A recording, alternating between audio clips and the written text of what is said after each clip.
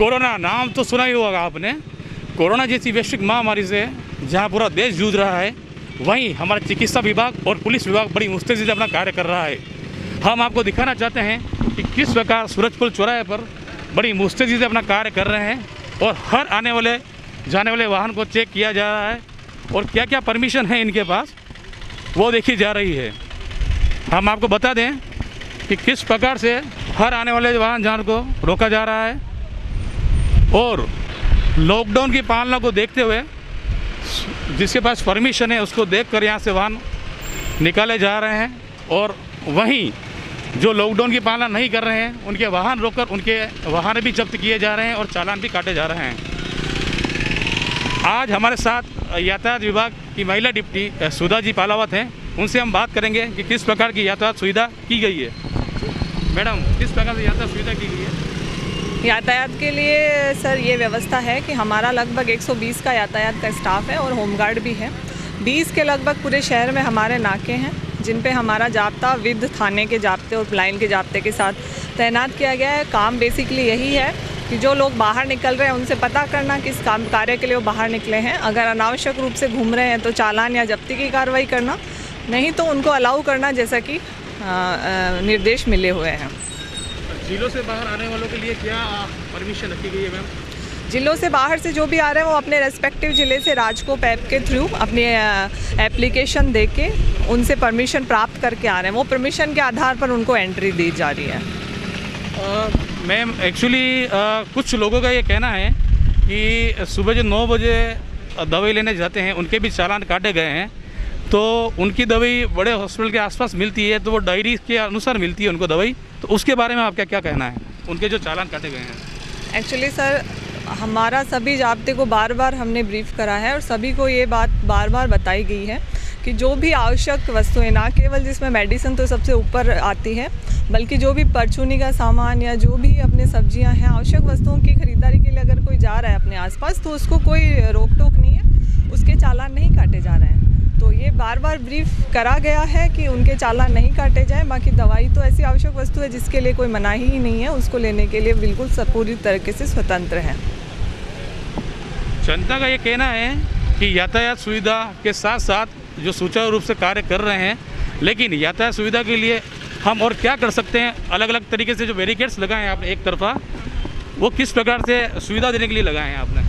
Actually barricades लगाने का और एक रोड पे यातायात चलाने का मुख्य उद्देश्य यही है कि चेकिंग प्रॉपर्ली सुनिश्चित की जा सके, क्योंकि पॉइंट पे जो जाब्ता है वो सीमित है और एक एक वाहन चेक हो। इसके लिए ज़रूरी है कि हमारा जाब्ता एक तरफ यातायात चला के उस पर पूर्ण रूप से सबकी चेकिंग सुनिश्चित करें। एक तरफा यातायात चलाने का उद्देश्य मात्र इतना है ताकि चेकिंग पूर्णतया सबकी हो सके और प्रॉपर वेरिफिकेशन सभी का किया जा सके। जिनके यातायात के जो चालान काटे गए हैं उनको किस प्रकार से मैम राहत मिलेगी या किस प्रकार से वो वाहन छोड़ा पाएंगे, इसके बारे में थोड़ा आप बताइए। एक्चुअली जो लॉकडाउन की अवधि में अनावश्यक रूप से घूमते हुए जिन वाहनों की जब्ती की गई है उनको छुड़ाने का प्रावधान यही है कि 3 तारीख के बाद में लॉकडाउन की अवधि जब पूर्ण हो जाए उसके बाद में वो छुड़ा सकते हैं। 207 MV एक्ट में जब्ती की कार्रवाई की गई है तो कोर्ट से छूटने का प्रावधान है। हमारा चैनल के माध्यम से आप जनता तक क्या संदेश देना चाहते हैं, उसके बारे में थोड़ा बताइए कि किस प्रकार से वाहन छूट पाएंगे या कब तक वो अपने वाहन ले सकेंगे? सबसे पहले तो उदयपुर वासियों को मैं बहुत ही ज़्यादा अपने हृदय से आभार व्यक्त करना चाहूँगी कि लॉकडाउन की जो इतनी लंबी अवधि है सबने बहुत ही संयम और धैर्य से काम लिया है।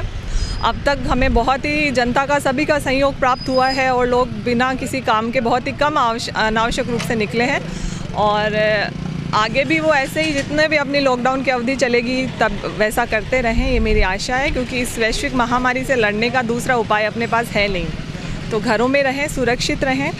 दूसरे जो वाहन जब्त है 3 तारीख के बाद में यानी लॉकडाउन की अवधि की समाप्ति के बाद में छूट सकते हैं, उसको आगे की प्रक्रिया उसके बाद में की जाएगी।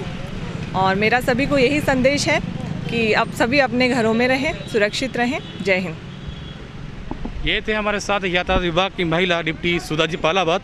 उन्होंने घर में रहें, सुरक्षित रहें, तो एक संदेश दिया है और उदयपुर न्यूज़ भी यही कहता है कि घरों में रहें और सुरक्षित रहें। कमल वसीटा के साथ प्रदीप सिंह घाटी, Udaipur news. AJ airline and hotel management academy Udaipur का पहला professional aviation management institute.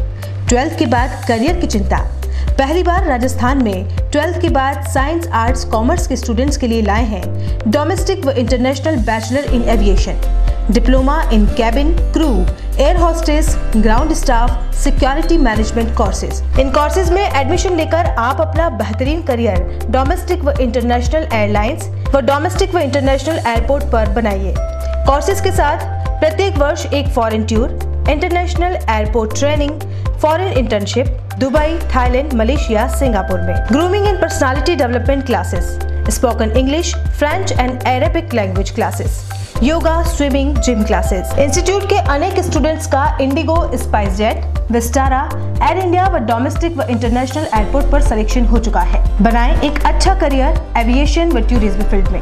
AHA, the first and only institute to start the bachelor's, domestic and international degree in aviation and tourism with 100% job placement in the leading airlines of India and international.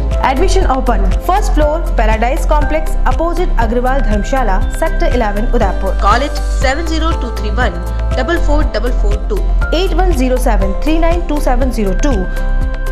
Website www.ahaudaipur.com.